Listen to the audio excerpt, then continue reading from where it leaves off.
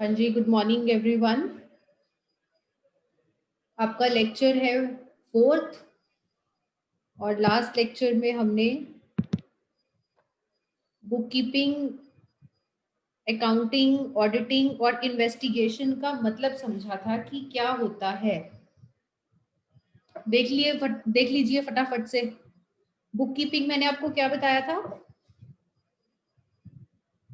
कि ट्रांजैक्शन से स्टार्ट होती है। जब भी कोई ट्रांजैक्शन होती है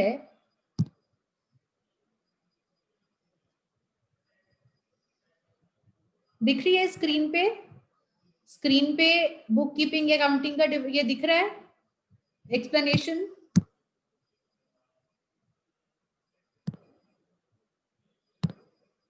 बोलिए बेटा फटाफट से ऑडियो ऑन करके। नहीं। No ma'am.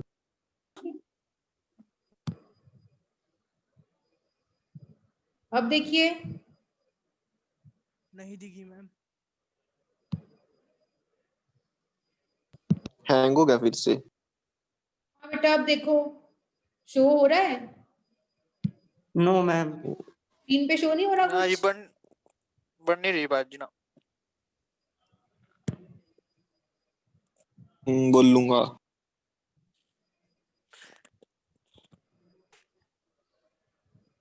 चलिए कोई बात नहीं। मैम आपकी आवाज भी प्रॉपर नहीं आ रही। बेटा आपकी साइड से थोड़ा सा कनेक्शन चेक कीजिए बच्चे। बाकी लोगों को आ रही है proper. No ma'am. Yes ma'am. Yes ma'am. Yes ma'am. Yes ma'am आ रही है। मैम आवाज भी प्रॉपर नहीं आ रही है आपकी। आवाज बेटा बाकियों को प्रॉपर आ रही है। किसको प्रॉब्लम है? ये आस्था, कौन बोल रहा है?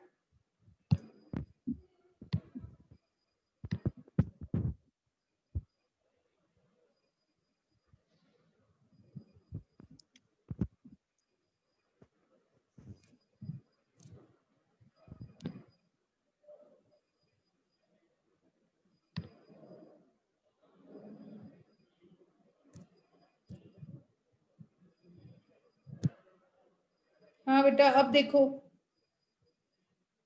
क्या शो हो रहा है।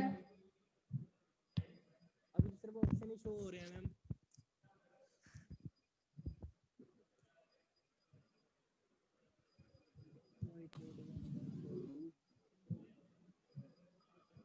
हाँ जी, व्हाइट बोर्ड दिख रहा है। अब दिखा। Yes ma'am. यस चलिए, मैम। तो हमने लास्ट लेक्चर में क्या डिस्कस किया था? 4 टर्म्स का मीनिंग डिस्कस किया था।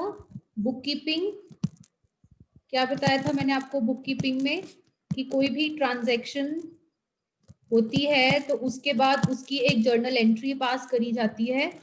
जर्नल के बाद उसको लेजर में पोस्ट किया जाता है। यहाँ तक बुक कीपिंग का काम रहता है। उसके बाद हमने डिस्कस किया था अकाउंटेंसी के बारे में। जहाँ पे बुक कीपिंग खत्म होती है वहां पे अकाउंटेंसी स्टार्ट होती है। अकाउंटेंसी का सबसे पहला काम क्या है कि examination of above two activities. और ऊपर कौन सी 2 एक्टिविटीज हुई हैं? Journal and ledger. सबसे पहले तो जर्नल और लेजर को चेक करेगा अकाउंटेंट कि इसमें कोई मिस्टेक तो नहीं है। अगर इसमें कोई मिस्टेक होगी तो अकाउंटेंट का सारा काम खराब हो जाएगा। इसीलिए अकाउंटेंट सबसे पहले जर्नल और लेजर में कोई मिस्टेक है तो उसको फाइंड आउट करेगा और उसके बाद वो फाइनल अकाउंट्स बनाएगा। फाइनल अकाउंट्स बनाने से पहले क्या बनता है? एक और चीज इसमें एक्स्ट्रा लिख लेते हैं। फाइनल अकाउंट्स से पहले क्या बनता है बेटा? Trial balance. ट्रायल बैलेंस बनता है और ट्रायल बैलेंस के बाद आपके फाइनल अकाउंट्स बन जाएंगे। फाइनल अकाउंट्स में we have balance sheet, profit and loss, cash flow statement. यहाँ पर अकाउंटेंट का काम खत्म हो जाएगा और फिर काम शुरू होगा ऑडिटर का। ऑडिटिंग में क्या है? ऊपर जो कुछ भी हुआ है बुक कीपिंग और अकाउंटेंसी, इसको एग्जामिन करेगा accountant. Examination of book keeping and accountancy. और ये एग्जामिन करने के बाद जो ऑडिटर है वो रिपोर्ट देगा। क्या रिपोर्ट देगा? कि जो फाइनल अकाउंट्स हैं वो true and fair view present कर रहे हैं, सच्चा और निष्पक्ष व्यू प्रेजेंट कर रहे हैं या नहीं। और लास्ट टर्म का मतलब जो हमने समझा था, दैट इज इन्वेस्टिगेशन। इन्वेस्टिगेशन का मेन पर्पस है कि ऑर्गेनाइजेशन में अगर किसी तरीके का कोई फ्रॉड हो रहा है, कोई धोखाधड़ी चल रही है, जो कैश की सीट पे एम्प्लॉय बैठा है, क्या पता वो कैश का घपला कर रहा हो। जो मार्केट में सेल्स पर्सनल हैं, जो सेल्समैन लगे हुए हैं, क्या पता वो सेल्स कलेक्शन अपनी पॉकेट में ही डाल रहे हो और आपको आके सबमिट ना करवा रहे हो। तो एक ऑर्गेनाइजेशन में कई तरह के फ्रॉड्स। नैन्सी, मैं क्लास में हूँ बेटा, बार बार कॉल मत कीजिए, I call you back later. तो इन्वेस्टिगेशन का पर्पस है फ्रॉड्स को डिटेक्ट करना। अब एक ऑर्गेनाइजेशन जहाँ पे अलग अलग एम्प्लॉइज हैं, वहां पर फ्रॉड की संभावना रहती है। तो इन्वेस्टिगेशन कौन करवा सकता है? ओनर, जो उस कंपनी का या फिर उस बिजनेस का ओनर है, वो इन्वेस्टिगेशन करवा सकता है, ये देखने के लिए कि कहीं उसके एम्प्लॉइज अंदर बैठे घपला तो नहीं कर रहे। या फिर सरकार भी इन्वेस्टिगेशन करवा सकती है, या फिर टैक्स अथॉरिटीज इन्वेस्टिगेशन करवा सकती है देखने के लिए कि क्या ऑर्गेनाइजेशन प्रॉपर टैक्स पे कर रही है या नहीं कर रही। तो इन्वेस्टिगेशन का पर्पस ये देखना नहीं है कि जो अकाउंट्स हैं वो ट्रू फेयर व्यू दे रहे हैं कि नहीं। इन्वेस्टिगेशन का काम ये देखना है कि कहीं ऑर्गेनाइजेशन में फ्रॉड्स तो नहीं हो रहे। ये 4 चीजें हमने उस दिन डिस्कस करी थी। और अब हम क्या करते हैं, एक एक करके ना इनमें डिफरेंसेस देख लेते हैं।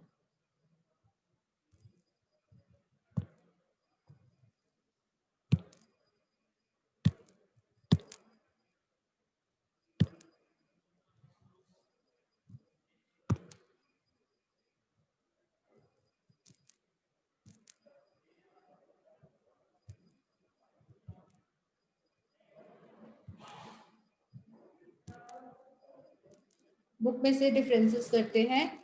बुक में से हम फर्स्ट डिफरेंस ऑलरेडी उस दिन कर चुके थे,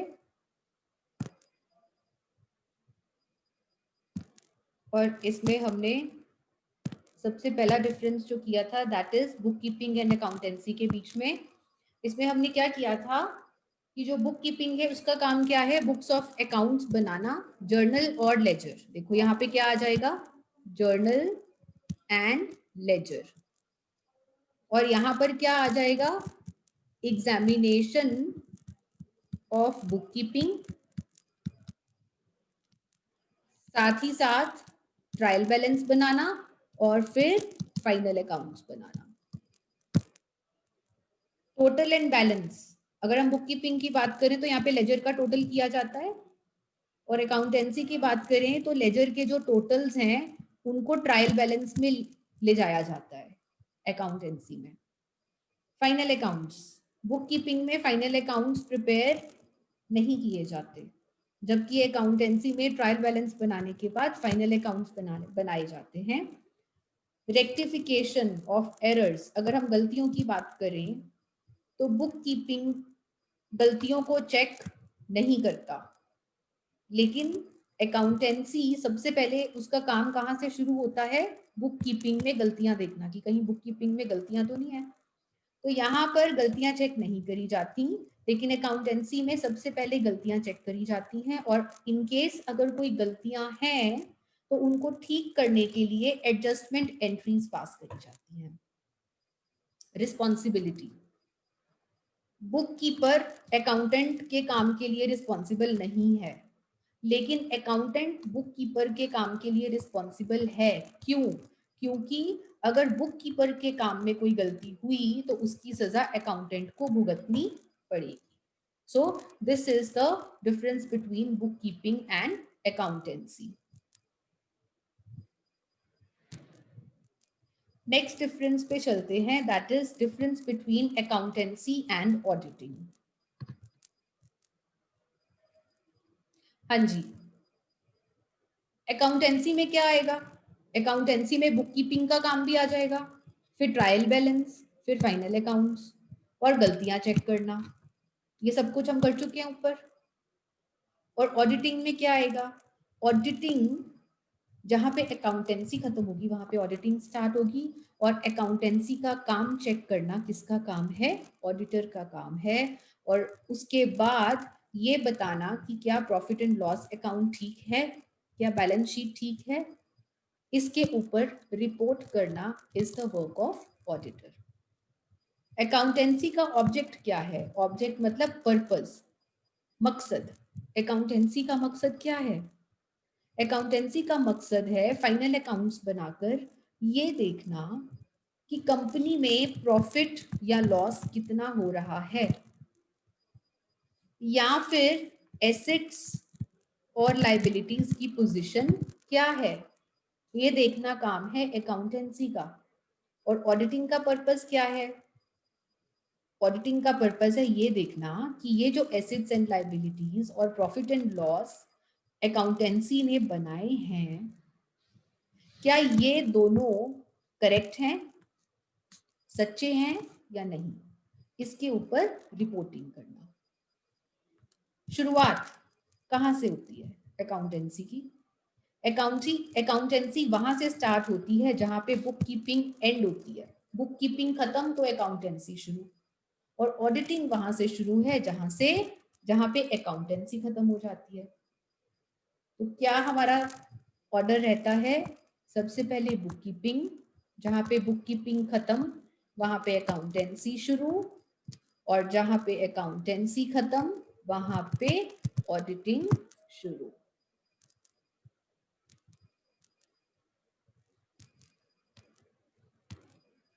बेसिस,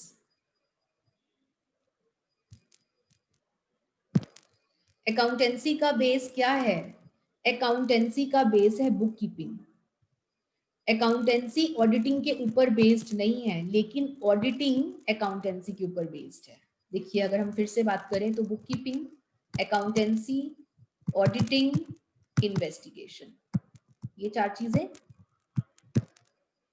क्या अकाउंटेंसी ऑडिटिंग के ऊपर बेस्ड है? No, accountancy is based on bookkeeping and auditing is based on accountancy. I hope आपको समझ में आ रहा है। Yes, ma'am. Next point is rules and principles. Accountant अपना काम करते हुए जब ट्रांजैक्शंस को चेक करता है या फिर फाइनल अकाउंट्स बनाता है, तो उसको अकाउंटेंसी के कुछ रूल्स और प्रिंसिपल्स को फॉलो करना पड़ता है। और जो ऑडिटर का काम है वो अपने जजमेंट के हिसाब से उस टाइम पे, उस एनवायरनमेंट में, उसके दिमाग के हिसाब से, सिचुएशन के हिसाब से उसको जो ठीक लगता है वो उस हिसाब से अकाउंट्स को चेक कर सकता है और अपनी रिपोर्ट सबमिट कर सकता है।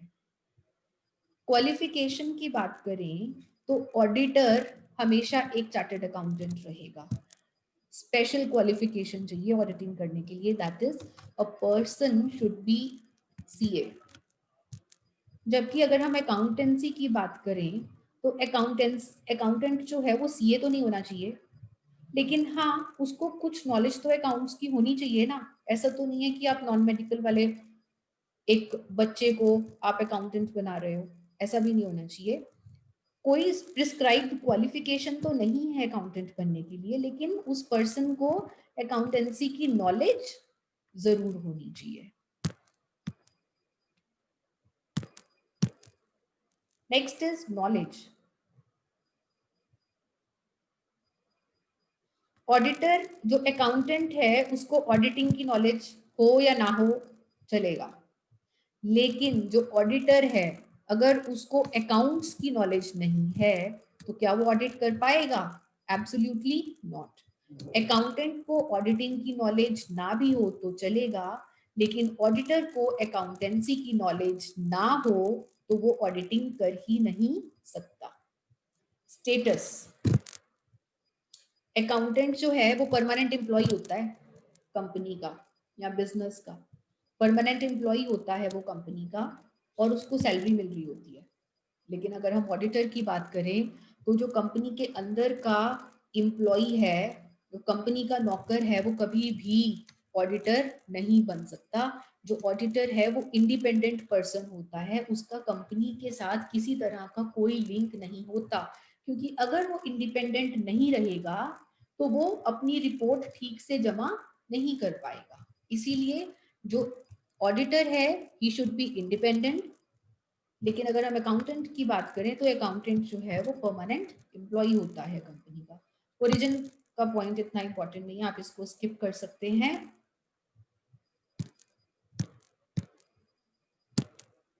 उसके बाद अगर हम बात करें नेचर एंड रिपोर्ट की, तो अकाउंटेंसी की नेचर क्या है? अकाउंटेंसी क्रिएटिव है। अकाउंटेंट एंट्रीज रिकॉर्ड करते हुए अपनी कुछ स्किल, अपना कुछ दिमाग लगाता है। लेकिन अगर हम ऑडिटिंग की बात करें तो ऑडिटिंग इज एनालिटिकल। एक एक ट्रांजैक्शन को बहुत अच्छे से ध्यान से एनालाइज करना, देखना कि क्या वो सही है या गलत है, देखना कि क्या वो क्रिटिकल एग्जामिनेशन करना एक एक ट्रांजैक्शन की is the work of auditor. तो अकाउंटेंट का वर्क थोड़ा क्रिएटिव होता है और ऑडिटर का वर्क थोड़ा एनालिटिकल रहता है। रिपोर्ट की बात करें तो अकाउंटेंट को कोई रिपोर्ट सबमिट नहीं करवानी होती, लेकिन ऑडिटर को रिपोर्ट सबमिट करानी होती है कि क्या जो कंपनी के अकाउंट्स हैं वो ट्रूथफुल, कंप्लीट और करेक्ट हैं या फिर नहीं। सो ये पॉइंट्स हैं जो आपको याद रखने हैं। इसमें आप ओरिजिन का पॉइंट छोड़ दो, आपके 10 पॉइंट्स हैं जो आपको अकाउंटेंसी और ऑडिटिंग में करने हैं। और इसमें अगर हम एग्जाम के पॉइंट ऑफ व्यू से बात करें तो सबसे इम्पोर्टेंट जो डिफरेंस है अगर इन तीनों में से बात करें तो ये है, ये डिफरेंस सबसे इम्पोर्टेंट है कि आपको शॉर्ट या लॉन्ग कहीं पे भी पूछा जा सकता है। इसको आप इम्पोर्टेंट मार्क कर लीजिए।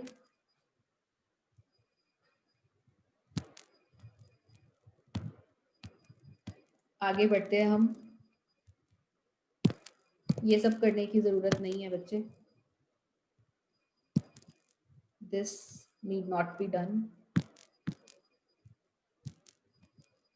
ये सब करने की जरूरत नहीं है, नो नीड। आगे हम डायरेक्टली अब आ जाते हैं ऑडिटिंग एंड इन्वेस्टिगेशन पर। इन्वेस्टिगेशन का मतलब मैं आपको समझा चुकी हूँ, फ्रॉड्स को डिटेक्ट करना कि कंपनी में फ्रॉड्स तो नहीं हो रहे, एक एक एंट्री को अच्छे से चेक करना ये देखने के लिए कि कंपनी में कोई किसी तरह का धोखाधड़ी तो नहीं हो रही, is the work of investigation. और ऑडिटर का क्या काम है? धोखाधड़ी देखना या ना देखना उसका मेन पर्पस नहीं है। उसका मेन पर्पस ये है कि जो फाइनल अकाउंट्स हैं वो कंप्लीट हैं, सही हैं, सच्चे हैं या नहीं। अगर ये देखते देखते बीच में उसको कोई फ्रॉड पता चले तो वो अलग बात है, लेकिन इसका मेन पर्पस फ्रॉड्स देखना नहीं है। लेकिन अगर हम इन्वेस्टिगेशन की बात करें तो इसका मेन पर्पस ही फ्रॉड देखना है। टर्म्स, टर्म्स नहीं, दिस इज टर्म।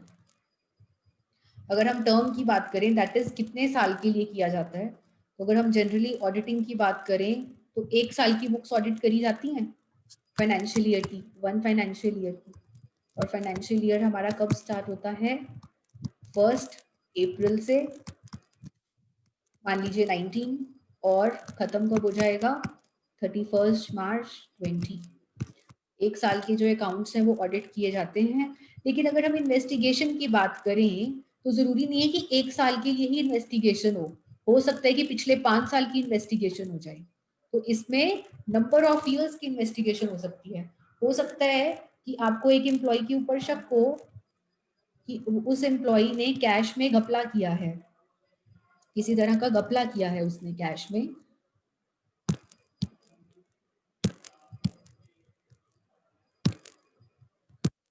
तो ऐसे में वो आप क्या करोगे?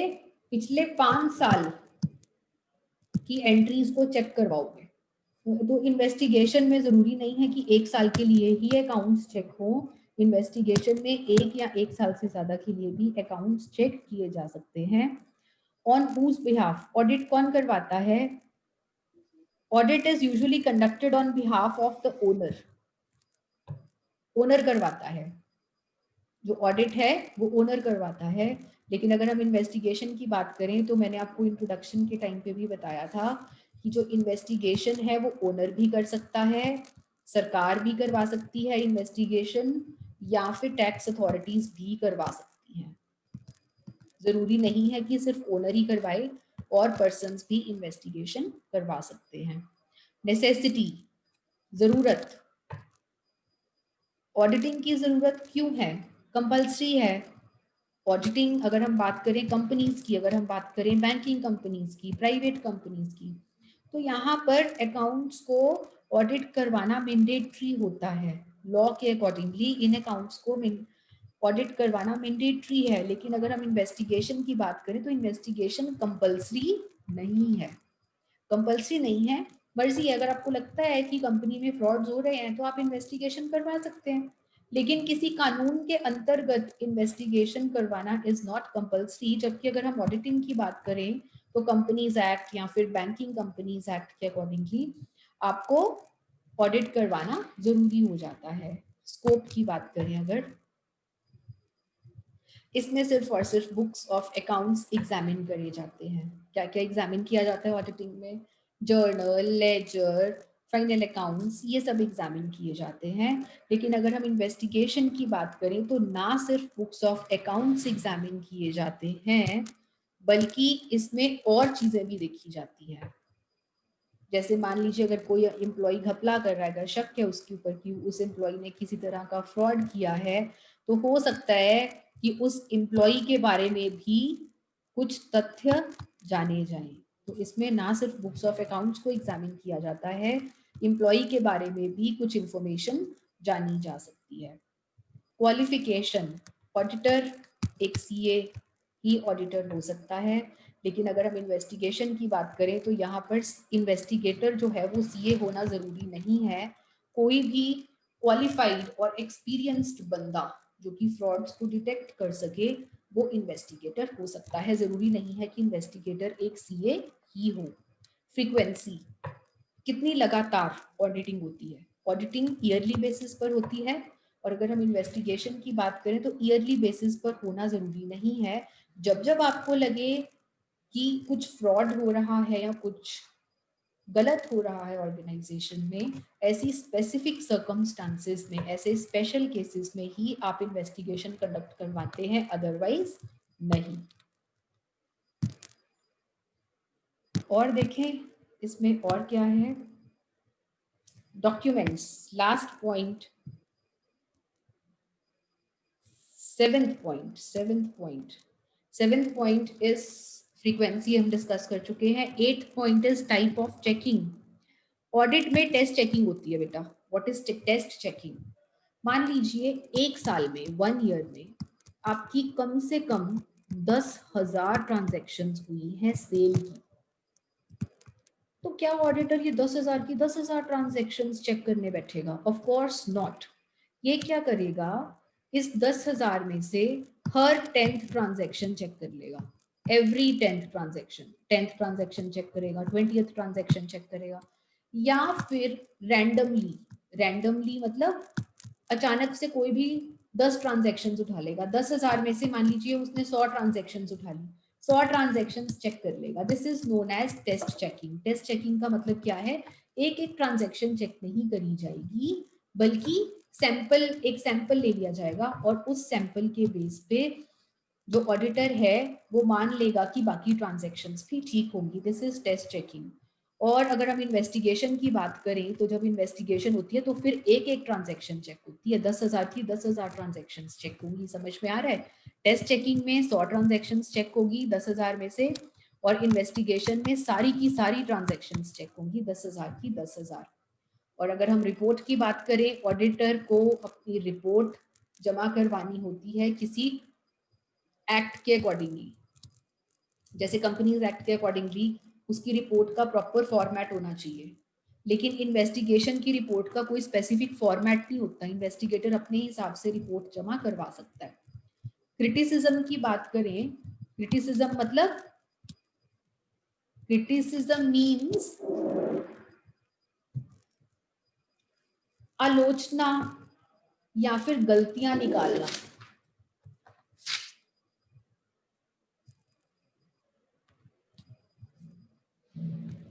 आलोचना करना, क्रिटिसिज्म। अगर हम ऑडिटिंग की बात करें तो यहाँ पर क्रिटिसिज्म करना, आलोचना करना मेन एम नहीं है, यहाँ पे अकाउंट्स को चेक करना मेन एम है। और अगर हम इन्वेस्टिगेशन की बात करें तो यहाँ पर गलती निकालना ही मेन पॉइंट है। डॉक्यूमेंट्स की बात करें, ऑडिटिंग का काम डॉक्यूमेंट्स, वाउचर्स, इन सब के ऊपर है। बुक्स ऑफ अकाउंट्स चेक करी जाती है, लेकिन अगर हम इन्वेस्टिगेशन की बात करें तो ना सिर्फ बुक्स ऑफ अकाउंट्स चेक करी जाते हैं, बल्कि अन्य तथ्य जैसे कि एम्प्लॉय के बारे में भी, एम्प्लॉय का बैकग्राउंड देखना, एम्प्लॉय कहाँ रहता है, एम्प्लॉय कितने बजे आता है, कितने बजे जाता है, ये सब भी चेक किया जा सकता है इन्वेस्टिगेशन में। सो आपसे रिक्वेस्ट है कि आप